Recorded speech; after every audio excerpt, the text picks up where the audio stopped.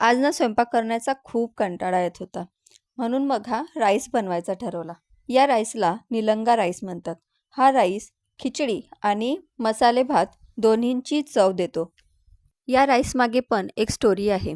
ती काही श्रीमंताच्या आवडीचा आणि गरिबांच्या पोटभरीचा हा राईस आहे.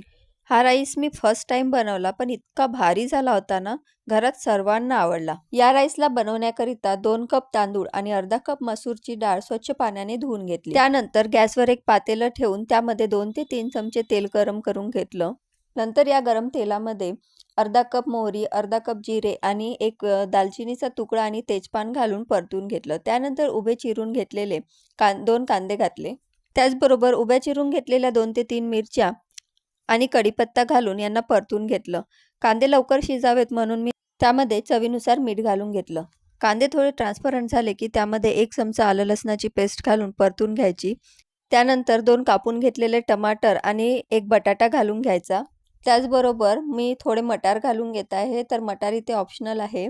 तसा तर ओरिजिनल निलंगा राईस नुसत्या बटाट्यामध्येच केला जातो. आता हे सगळं तेलामध्ये थोडा वेळ परतून घ्यायचं आणि त्यानंतर बेसिक मसाले घालून घ्यायचे. तर 1 चमचा मी तिखट घालत आहे, 1 चमचा धनेपूड, पाव चमचा हळद आणि पाव चमचा गरम मसाला घालून घ्यायचा आणि तेलामध्ये मिनिटभर परतल्यानंतर यामध्ये पाणी घालून घ्यायचं.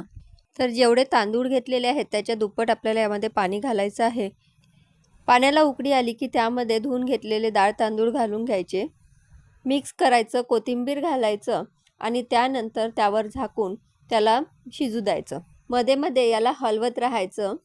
तर मंडळी, आधीच्या काळी जो गरिबांच्या पोटभरीकरिता बनवला जात होता, तो आज श्रीमंतांच्या आवडीचा झालेला आहे. असा हा निलंगा राईस इथे तयार झालेला आहे. मला तर हा राईस खूप आवडला. तुम्ही सुद्धा नक्की ट्राय करा. आणि जर ही रेसिपी आवडली असेल तर लाईक करा, शेअर करा आणि सबस्क्राईबसुद्धा नक्की करा. धन्यवाद.